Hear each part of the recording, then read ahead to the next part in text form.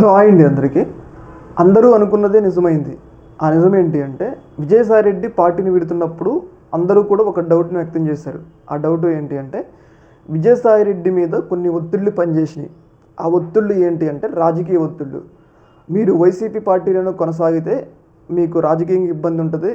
మీ మీద కేసులు పెట్టడానికి ఇబ్బంది ఉంటది అని చెప్పేసి కొన్ని పార్టీలు ఆయనకి హెచ్చరికలు జారీ చేసినాయి. ముఖ్యంగా టీడీపీ పార్టీ గానీ, బీజేపీ పార్టీ గానీ. ఆ హెచ్చరికల ద్వారానే ఆయన వైసీపీ పార్టీని విడుతున్నారు అని చెప్పేసి మనం అప్పట్లోనే మాట్లాడుకున్నాం. అందరూ కూడా అదే మాట్లాడారు. విజయసాయి రెడ్డి ఇంత సడన్‌గా జగన్మోహన్ రెడ్డికి అలాగే వైసీపీ పార్టీకి రాజీనామా చేయడం వెనుక ఏదో కొన్ని ఒత్తిళ్లు పనిచేసినాయి అని చెప్పేసి అందరూ అనుకున్నాం కదా. అయితే అప్పుడు ఆయన ఈ వ్యాఖ్యలను ఖండించారు. విజయసాయి రెడ్డి గారు నా మీద ఏ ఒత్తిళ్లు పనిచేయలేదు.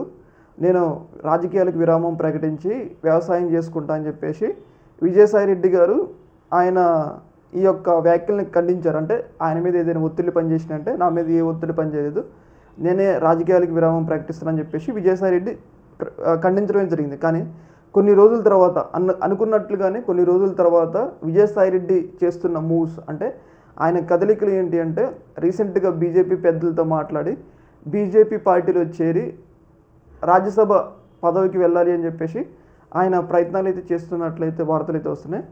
దానికి బీజేపీ పెద్దలు కూడా అమిత్ షా గారు, మోడీ గారు కూడా అంగీకరించినట్లయితే మనకైతే సమాచారం అయితే వస్తుంది. ముఖ్యంగా ఆయన నేను చాలా నీతి గల వ్యక్తిని, విలువల గల వ్యక్తిని, నేను ఎవరికి భయపడను అని చెప్పేసి ఆయన అన్నాడు కదా జగన్మోహన్ రెడ్డికి కౌంటర్గా. మరి ఇప్పుడు ఆయన ఏం సమాధానం చెప్తారు అనేది ఇక్కడ కీలకమైన ప్రశ్న.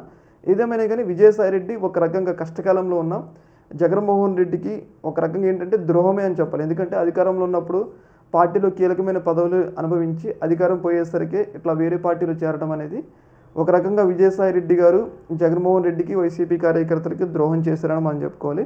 ఇంకొకటి ఏంటి అంటే ఆయన వ్యవసాయం చేసుకుంటూ అన్నాడు. అర్థమైంది. ఇప్పుడు వ్యవసాయం చేసుకునేవాడు మళ్ళీ రాజకీయాల్లోకి రావాల్సిన అవసరం ఏముంది?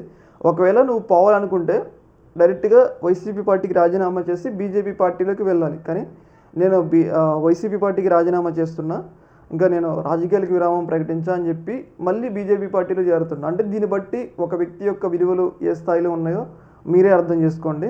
ముఖ్యంగా జగన్మోహన్ రెడ్డి గారు ఏమన్నారంటే మనం ఒక నాయకుడి అభిమానులు అని చెప్పుకోవాలంటే ఆ నాయకుడికి విలువలు, విశ్వసనీయత ఉండాలి అని చెప్పేసి జగన్మోహన్ రెడ్డి గారు అన్నారు. అర్థమైందా? ఆ మాటలకే విజయసాయి రెడ్డి గారు కౌంటర్ ఇచ్చారు. కౌంటర్ ఇచ్చి నాకు విలువలు, విశ్వసనీయత ఉన్నాయి, నేను ఎవరికి భయపడలేదన్నారు. మరి ఇప్పుడేం చెప్తారు విజయసాయి రెడ్డి గారు? మరి పార్టీలు చేరుతున్నారు కదా, బీజేపీ పార్టీలు చేరుతున్నారు కదా, మరి ఇప్పుడేం సమాధానం చెప్తారు అనేది ఇక్కడ కీలకమైన ప్రశ్న. ఏదేమైనా కానీ అప్పుడు ఏదైతే వైసీపీ పార్టీకి విజయసాయి రెడ్డి రాజీనామా చేయడానికి కారణం కొన్ని ఒత్తిళ్లు పనిచేసినాయి అని అన్నారు కదా, ఆ ఒత్తిళ్లు ఇప్పుడైతే నిజమవుతూ ఉన్నాయి. చూడాలి మరి.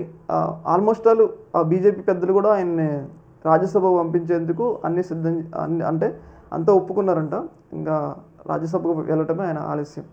చూడాలి ఇంకేం పరిణామాలు జరుగుతున్నది. ఈ యొక్క అంశంలో మీ యొక్క అభిప్రాయాన్ని కింద కామెంట్లు తెలియజేయండి. ఓకే మరి, థ్యాంక్ యూ.